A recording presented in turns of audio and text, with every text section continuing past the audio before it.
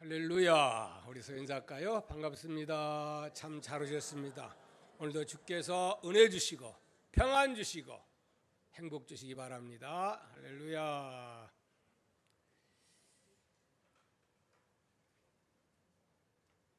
오늘 우리는 예수님에 대해서 어떤 이미지를 가지고 있습니까? 우리가 알고 있는 예수님은 첫째, 사랑이 풍성하신 예수님, 하나님이 세상을 이처럼 사랑하사 독생자를 주었다고 말씀하고, 주님은 이 사랑을 실천하기 위해서 이 세상에 오신 주님으로 알고 있습니다. 제자들을 사랑하되 끝까지 제자들을 사랑했던 예수님의 사랑의 모습을 우리는 생각합니다. 둘째, 예수님 하면 뭐가 떠오릅니까? 용서하시는 예수님.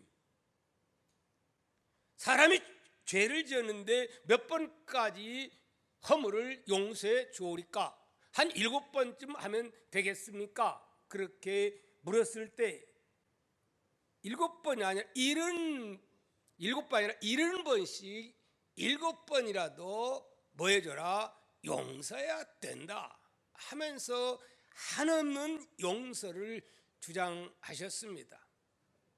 그리고 또 예수님은 어떤 예수님? 온유하기가 끝이 없는 예수님. 그래서 마태복음 11장 29절에 나는 마음이 온유하고 겸손하니 나의 멍에를 메고 배우라, 그렇게 말씀을 했습니다. 그래서 예수님 하면 항상 인자하시고 사랑이 많으시고 가슴이 넓은 품으로 어떤 누구든지 품어주시는 그러한 예수님. 그 사진도 정말 예수님 사진은 어떻게 생겼어요? 인자하기 그지없는 예수님의 모습인 것을 우리는 보게 됩니다. 자, 그런데 오늘 본문에 나오는 예수님의 모습은 우리가 생각했던 예수님과는 전혀 다른 예수님의 모습을 볼 수가 있으니, 그 모습은 어떤 모습입니까? 자, 우리 성경 본문 13절의 말씀을 읽어보도록 하겠습니다. 시작. 유대인의 유월절이 가까운지라 예수께서 예루살렘으로 올라가셨더니, 14절입니다. 성전 안에서 소와 양과 비둘기 파는 사람들과 돈 바꾸는 사람들이 앉아 있는 것을 보시고, 15절, 노끈으로 채찍을 만드사 양이나 소를 다 성전에서 내쫓으시고 돈 바꾸는 사람의 돈을 쏟으시며 상을 엎으시고 비둘기 파는 사람들에게 이르시되 이것을 여기서 가져가라. 내 아버지의 집으로 장사하는 집을 만들지 말라. 여기서는 예수님이 어떤 모습입니까? 진노하시는 무서운 예수님, 공의의 하나님, 심판주의 모습을 우리는 예수님을 통해서 보게 되는 겁니다. 여러분, 그러면 예수님이 왜 이렇게 진노하십니까? 세상에 예수님이, 그 온유하신 예수님이 무얼로, 노끈으로, 우연히 한 것도 아니고 보니까 노끈으로 채찍을 만들어 가지고, 그리고 사정없이 장사하는 사람들을 막 휘두릅니다. 막 진노하시는 이런 모습, 예수님의 모습, 인자한 모습이 다 사라졌어요. 진노하시는, 상을 뒤엎고 막 내쫓고 채찍을 휘두르는 그 무서운 예수님의 모습을 우리는 여기서 보게 됩니다. 자, 예수님은 어디 사람이죠? 당대에, 이때는 막 초기입니다. 초기예요. 예수님이 별로 알려지지 않는 상태의 있는 때예요. 이제 이 성전 정화 운동이 예수님 공생의 그 초창기에, 오늘 요한복음 나오는 것은 초창기에 있는 것 같아요? 아니면 끝에 있는 것 같아요? 초창기지요. 어떤 신학자들은 한 사건이라고 말하지만은 보편적으로 초창기에 예수님이 한 번 하셨고 또 마지막 십자가에 돌아가시기 전에 또 한 번 예수님이 이런 성전 정화 운동을 예수님이 하십니다. 저는 이 사실을 믿습니다. 어떤 분은 한 사건을 이렇게 했다고 하는데 그게 아니지요. 거의 대부분의 학자들은 2번 성전 정화 운동을 했다라고 그렇게 생각합니다. 근데 지금 예수님은 서울 사람도 아니에요. 뭐 별로 알려지도 않은 사람이에요. 관직에 있는 분도 아니에요. 그러니까 옷은 어떻게 입고 왔어요? 옷 보나마나 가난하게 하시고 누더기 옷 이렇게 입으시고 시골스러운 모습을 하고, 우리가 예수님 볼 때는 아주 멋지고 핸섬하고 그러지만 사실 시골에서 예수님이 뭐 그냥 오늘은 이거 내일 있어요 이거 이런 분이 뭐 얼마나 그냥 얘다가 향수 뿌리고 멋내고 화장하고 멋지게 왔겠습니까? 시골에서 그렇게 왔는데 이런 분이 성전에 유월절 제사를 드리기 위해서 그때까지는 예수님이 그 율례에 의해서 같이 행하십니다. 와서 보니까 기가 막히단 말이에요. 여기 보니까 어디서 14절에 성전 안에서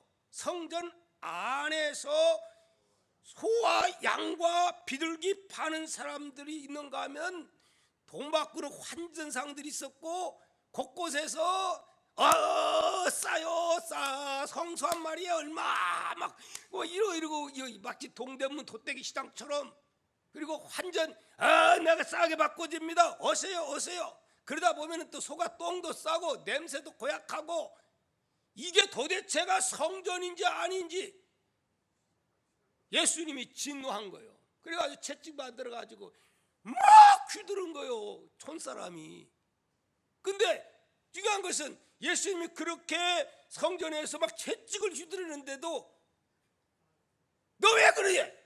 너는 누구야? 그러면서 항의하는 사가 있어요, 없어요? 신기한 것은 그 어떤 누구도 항의 한번 못하고 다 쩔쩔매면서 그냥 예수님 하는 행동 그대로 이제 누가 말리지를 못해요. 왜 그랬을까요? 하나님의 진노의 모습, 공의의 모습 앞에, 그 위험 앞에 감히 누가 그렇게 따질 사람이 없는 거예요. 그 뭐냐면 그 모습 보고 어떤 사람은 막 분노하고 속상해하고 지가 뭔데 이렇게 하지만은 어떤 사람들은 속이 후련해가지고 속으로 잘하신다 그런 사람이 있었을까요, 없었을까요? 있었다 이 말입니다. 그러니까 예수님이 하는 일이 너무나 후련하고 시원했기 때문에, 또 옳았기 때문에 옳은 일에 누구 하나 어떻게 나서서 막지를 못하는 모습을 보게 되는 겁니다.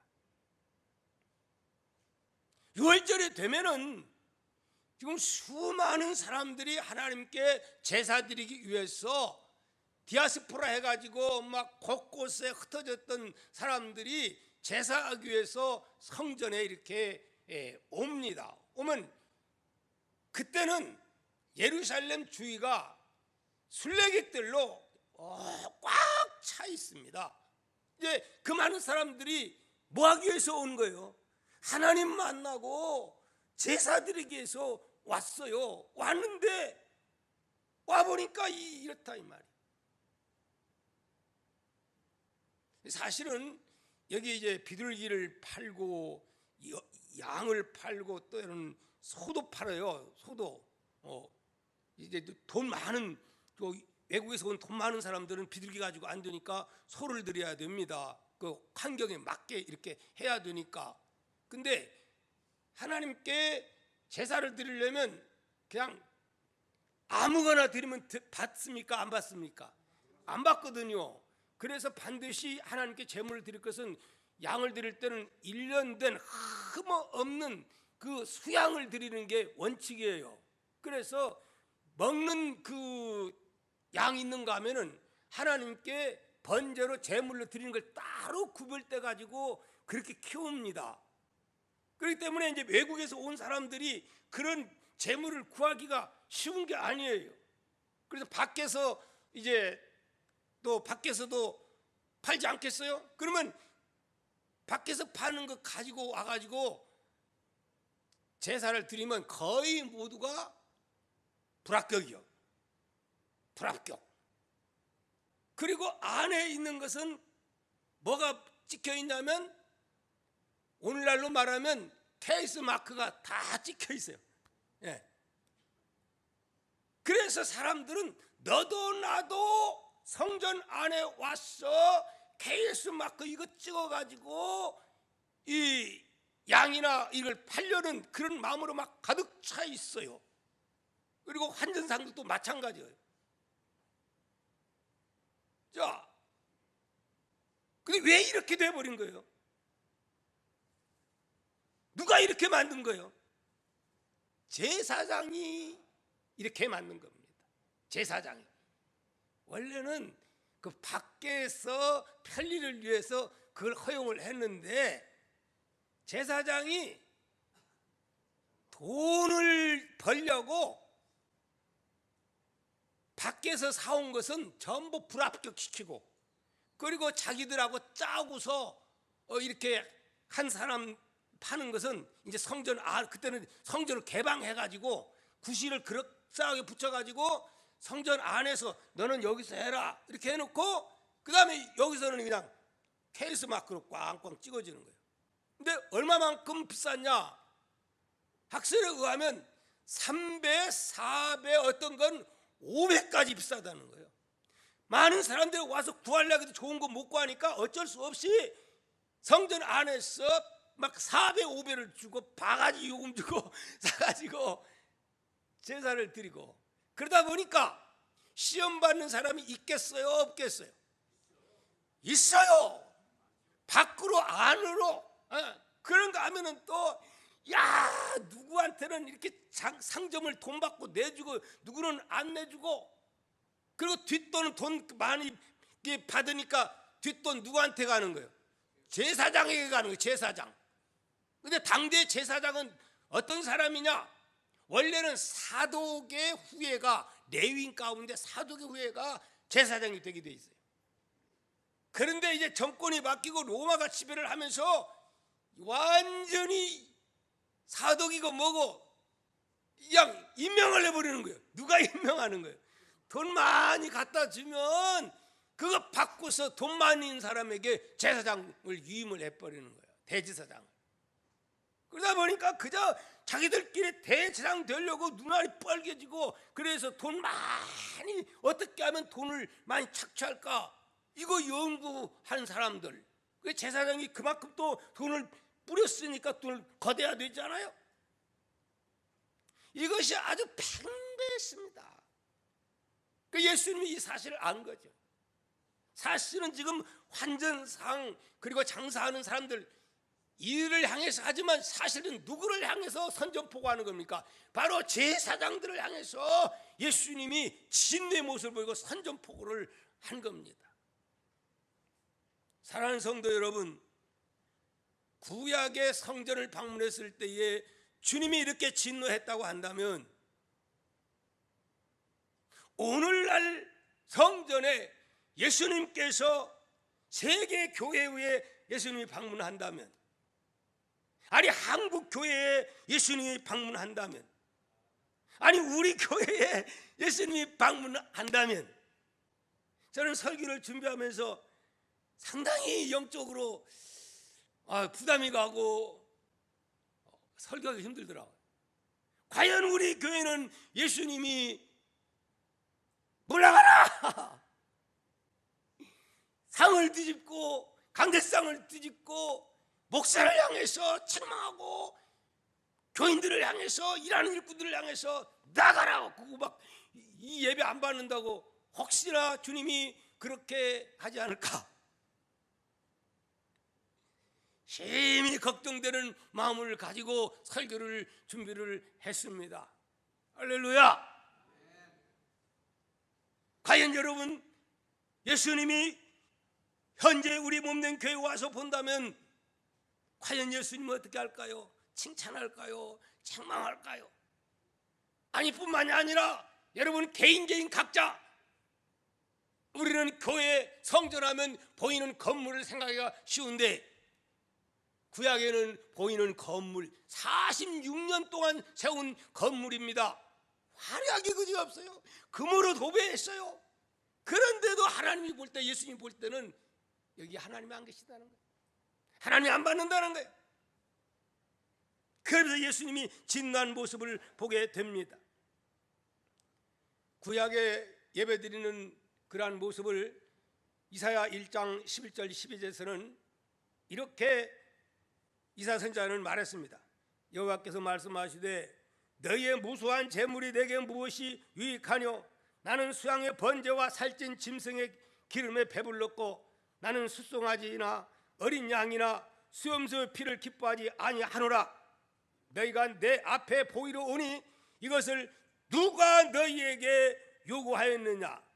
내 무엄한 마당만 밟을 뿐이니라. 이렇게 말했어요. 혹시 우리가 드려지는 이 예배를, 여러분이 드리는 예배를 우리 주님이 너는 지금 마당만 밟고 있다, 혹시나 그렇게 말씀하지 아니할까? 삼가 두려운 마음 금할 길 없습니다.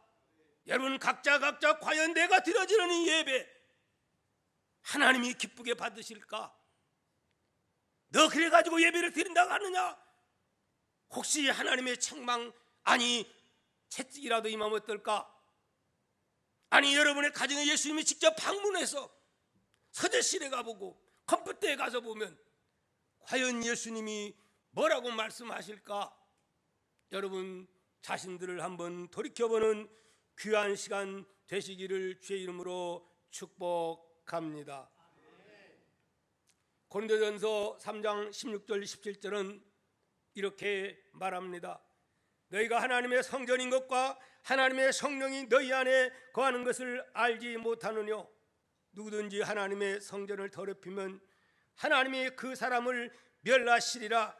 하나님의 성전은 거룩하니 너희도 그러하니라. 그렇게 말씀합니다. 여러분 구약에는 외형적인 그 성전, 이걸 말하지만 오늘 신약의 성전은 누구예요? 두 가지인데, 하나는 교회, 여러분들이 모인 무리가 바로 동화교회라고 하는 성전입니다. 그런가 하면은 각자 개인을 가리켜서 뭐라고 성전이라 그렇게 말합니다. 그럼 성전은 뭐예요? 성전은 그 전 안에 하나님이 계셔야 성전이 되는 거예요. 예. 건물이 아무리 크고 화려하고 금으로 도배했고 뭐 수천억을 들였다 할지라도 하나님이 누워보면 아무리 사치해도 하나님이 기뻐하지 않으면 그 예배는 하나님이 받지 않습니다. 건물이 중요한 게 아니고 뭐가 중요한 거예요? 그 안에 예배를 드리고 있는 성도들 자신이 어떤 마음의 자세를 가지고 예배를 드리느냐. 할렐루야. 이 구약의 여기 제사장들은 오히려 그들이 도와주고 밀어주고 어떻게 해서라도 하나님 만나주게 해줘야 할 사람들이 오히려 뭐 하는 거예요? 막아버리는 거예요. 시험 들게 한 거예요. 못 오게 하는 거예요. 혹시나 여러분 나 때문에 예배를 드려오는 사람들을 혹시 막는 그런 일은 있지 않는가? 한번 생각을 해보아야 합니다. 구약의 여기에 제사장은 제사를 돕고 그 일을 주동하는 사람인데 오히려 막는 일, 뭐 때문에? 이 돈에 너무 욕심을 부리다가 돈떡이 올라서 이런 일을 저지르는 거지요. 오늘 이 시대에 왜 대한민국 교회가 이렇게 지금 침체하고 있습니까? 지금 총회를 각 교단마다 총회를 했는데 보고를 들으면 슬픈 보고가 들려옵니다. 교육자들은 점점 많아지는데 교인 수는 많아져요, 줄어들어요. 점점 줄어듭니다. 마이너스 현상입니다. 교회도 이제 금년도부터는 교회 수도 점점 줄어지고 있다고 합니다. 왜 그럴까요? 원인이 뭘까요? 교회의 문을 막고 못 들어가게 하는 사람이 있어서 그런 거예요. 못 들어가게 하는 사람. 그러면 누가 못 들어가게 하느냐? 신문 보도 보면은, 언론에서 나오는 보도 보면 빵 터졌다 하면 아무개 목사가, 간 교회 목사가 어찌고, 어떤 교회는 치고받고 싸움질을 하지 않는가, 그런 거 하면은 또 개인 비리들, 이게 바로 뭘 막는 거예요? 교회의 문을 막고 있는 겁니다. 교회에 오면은 은혜스럽고, 교회에 오면 사랑이 충만하고, 교회에 오면 정말 세상에서 맛보는 듯한 그 희열과 기쁨, 사람들의 모습에서 이런 것을 봐야 할 터인데 와보니까 싸늘하고 냉랭하고 그냥 맨날 싸움만 하려고 하는 이런 사람들 모인 그런 교회 가면 누가 가겠어요? 내나 잘해라 그러지. 어느 여자분이 결혼을 했어요. 그래서 시어머니가 교회 가자 했더니 뭐라고 하냐면, 나는 딴 교회 가다 시어머님 나가는 교회를 안 나간다고. 왜? 그런 소리 들어서는 아니 될 줄 믿습니다. 할렐루야.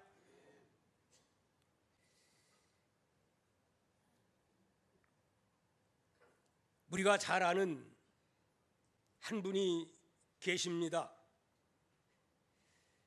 그분은 하루에 얼마씩 돈을 버느냐?